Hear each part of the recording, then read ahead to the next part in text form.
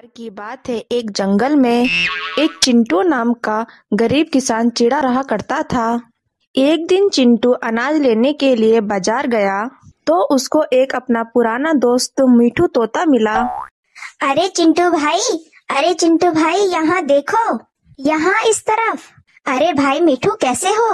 आजकल कहाँ रहते हो? बहुत दिनों बाद दिखे। अच्छा, रूबी तोती इतनी बड़ी हो गई कि वो शादी के लायक हो गई। हाँ, अब तो रूबी 16 साल की हो गई है। शादी का समय आ ही गया है। इतना अच्छा रिश्ता मिला था कि शहर जाके रिश्ता पक्का करके आया हूँ। अरे भाई, क्या बात कर रहे हो? रूबी तो अभी नाबालिग है। तुम उसकी शादी इतनी जल्दी क्यों करवा रहे हो? कोई नहीं, 2 साल में बालिग हो जाएगी। अरे रिश्ता पक्का करके आया हूँ और 2 साल बाद रूबी को उनके घर भेज दूंगा।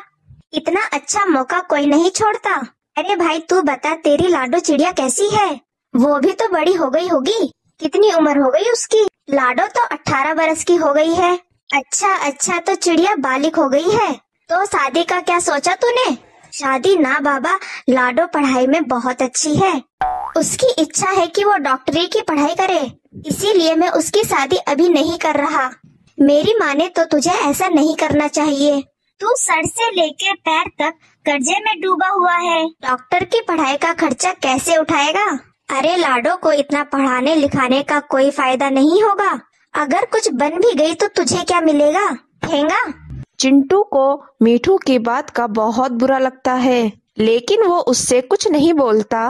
दोनों दोस्त एक दूसरे का हाल चाल पूछकर अपने अपने घर निकल जाते हैं। वहीं शाम को लाडो मार्केट जाने के लिए निकलती है तो उसको रास्ते में उसकी सहेली पिंकी मिलती है। अरे पिंकी, कैसी हो? मैं तो बिल्कुल ठीक हूँ, तुम बताओ तुम कैसी हो?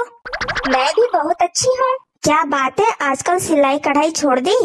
सोनू आंटी पूछ रही थी। दरअसल मैं अब मेडिकल की पढ़ाई कर रही हूँ। 1 महीने बाद मेरा एग्जाम है तो उसकी तैयारी में लगी हुई हूँ, इसीलिए अभी सिलाई कढ़ाई नहीं कर पाऊंगी। चलो मैं चलती हूँ क्योंकि अब टाइम हो रहा है। लाडो दिन रात मन लगाकर पढ़ाई करती है और एग्जाम की तैयारी करती है। कुछ दिनों बाद कुछ लोग लाडो के घर आते हैं और बाहर से चिल्लाने लगते हैं। चिंटू, अरे ओ चिंटू, बाहर निकल। मैंने सुना है तेरी बेटी बड़ी हो गई और तू उसकी अभी तक शादी नहीं कर रहा। शांत हो जाओ भाई, शांत हो जाओ। मेरी बेटी को मैं पढ़ाऊं या शादी कराऊं? तुम सबको क्या आफत आन पड़ी? मेरा बेटा 10वीं पास है और अगले साल 20 का हो जाएगा। तू कहे तो लाडो की शादी उससे करवा देते हैं। अरे भाई, तुम लोग मेरी बेटी की शादी के पीछे क्यों पड़े हो? मुझे उसको डॉक्टर बनाना है, वो अभी शादी नहीं करेगी। राम राम राम, क्या बात कर रहा है? लड़की को पढ़ा रहा है? ना तो तेरे पास पैसे, ना रहने को ठीक से घर, और इतना बड़ा मेडिकल का खर्चा। तुझे पता भी है तू क्या सपने देख रहा है? परिंदे को उतने ही पैर फैलाने चाहिए जितनी उसकी चादर हो। देखो भाई, मुझे सब कुछ पता है। मैंने बैंक से लोन ले रखा है। मेरी बेटी जब डॉक्टर बन जाएगी तो सारा लोन चुका देगी। तुम लोग देखना, वो एक दिन बहुत बड़ा मुकाम हासिल करेगी और तुम सबकी बोलती बंद कर देगी। हा, दिन में सपने देख रहा है तू? देखते हैं, 1 महीने बाद तो रिजल्ट आ ही रहा है। अगर वो पास नहीं हुई तो तेरी शक्ल देखने लायक होगी।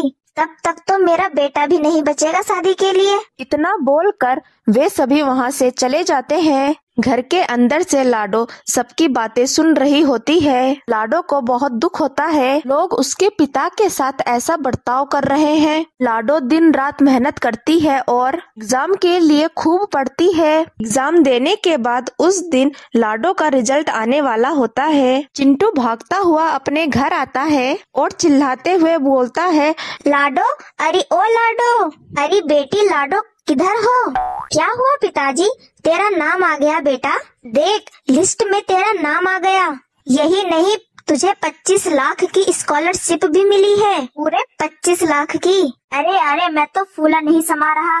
इस पूरे जंगल में किसी ने भी इतने पैसे नहीं देखे होंगे, इतने की तुझे स्कॉलरशिप मिली है। लाडो बहुत खुश होती है। चिंटू भी लाडो की कामयाबी देखकर बहुत खुश होता है। लाडो पढ़ाई करने के लिए शहर चली जाती है। जंगल के पक्षी तब भी लाडो के बारे में बातें बनाते हैं और चिंटू को कोसते रहते हैं। क्यों चिंटू, तूने तो अपनी लड़की भेज दी, तुझे जरा भी शर्म नहीं आई? लड़की है, ऊपर से घर में नहीं रहती, पता नहीं शहर में क्या कर रही होगी। चिंटू सभी की बातें सुन लेता है क्योंकि उसे मालूम होता है जब लाडो लौटकर आएगी तो सबकी बोलती बंद हो जाएगी। लाडो जंगल वापस लौटकर आती है। उसे जंगल वाले देखते हैं तो हैरान रह जाते हैं। लाडो को छोड़ने 4-5 पक्षी की टीम आई होती है। लाडो हवाई मोटर से उतरती है और सभी जंगल वाले उसे घूरते रहते हैं। अपनी बेटी के ठाट बाट देखकर चिंटू का सीना गर्व से चौड़ा हो जाता है और सर गर्व से ऊंचा हो जाता है। लाडो साबित कर देती है अगर मन लगाकर कुछ ठान लिया जाए तो सब कुछ हासिल हो सकता है।